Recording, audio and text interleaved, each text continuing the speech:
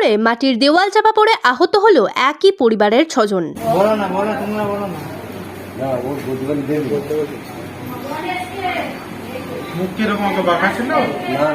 দক্ষিণ 24 পরগনার জয়নগর 2 নম্বর ব্লকের বকুলতলা থানার বেলে দুর্গাপুর পঞ্চায়েতের পূর্ব রঘুনাথপুর গ্রামে রবিবার রাত্রে মাটির দেওয়াল চাপা পড়ে একই পরিবারের আহত 6 জন। মাটির দেয়াল দিয়ে আমাদের গায়ের উপর পরে ভাত খেতে বসেছি। আমার ফ্যামিলির সঙ্গে 6 জন ছিলাম। 3 জন সুস্থ আছে আর 3 জন অসুস্থ। মানে করেছি। আচ্ছা, এবারে আমরা কে কে ছিল? আমরা বাড়ির যে সদস্য কারা কারা ছিল? আমার সদস্য 3টে ছেলে একটা মেয়ে। আচ্ছা, আমি আমার স্ত্রী।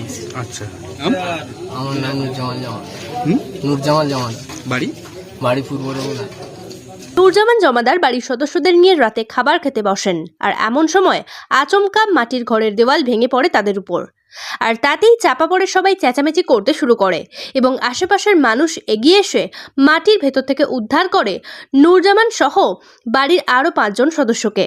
আহত 6 জন হলো নুরজামান জমাদার, তার স্ত্রী শাহানারা জমাদার, বড় ছেলে মিরাজ জমাদার, ছোট ছেলে সুরাজ জমাদার, বড় মেয়ে জাসরিন জমাদার, ছোট মেয়ে নাসরিন জমাদার। আহতদের উদ্ধার করে নিমপিট রামকৃষ্ণ গ্রামীণ হাসপাতালে নিয়ে আসা হয়। সেখানে গুরুতর আহত শাহানারা জমাদার ও মিরাজ জমাদারকে কলকাতার চিত্তরঞ্জন হাসপাতালে স্থানান্তরিত করেন চিকিৎসকরা। কলকাতায় স্থানান্তরিত করার সময় কামালগাছির কাছে অ্যাম্বুলেন্সে প্রাণ হারান শাহানারা জমাদার।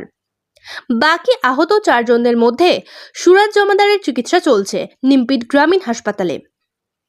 বাকি আহত 3 জনের আঘাত গুরুতর না হওয়ায় প্রাথমিক চিকিৎসার পর ছেড়ে দেওয়া হয় হাসপাতাল থেকে।